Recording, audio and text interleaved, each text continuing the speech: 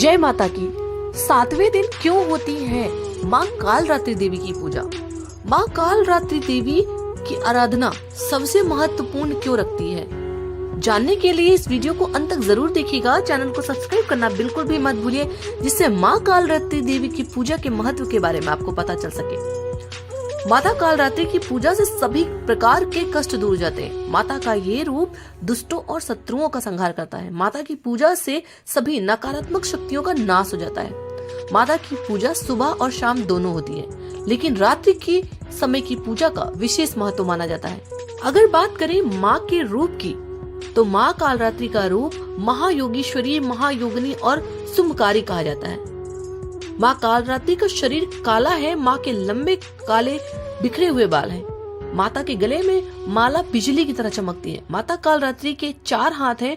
माँ के एक हाथ में खड्ग, एक हाथ में लौह शस्त्र, एक हाथ में वर मुद्रा और अभय मुद्रा होती है।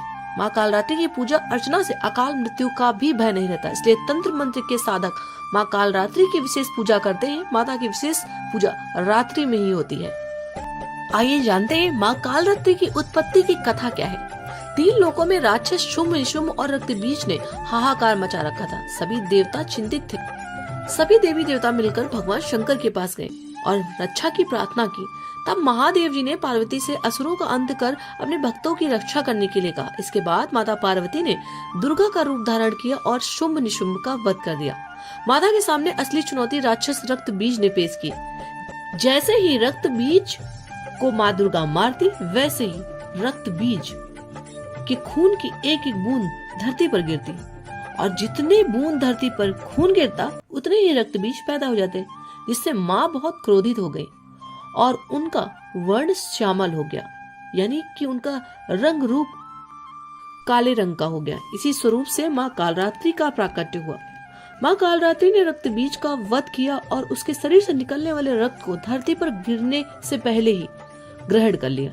इस तरह से माँ ने सभी राक्षसों का वध किया और धरती पर देवताओं की रक्षा की। जो भी भक्तजन माँ कालरात्रि की पूजा करते हैं, उसके जीवन से नकारात्मक शक्तियों का नाश हो जाता है। माँ कालरात्रि की पूजा करने के लिए जल्द ही सुबह स्नान करना चाहिए।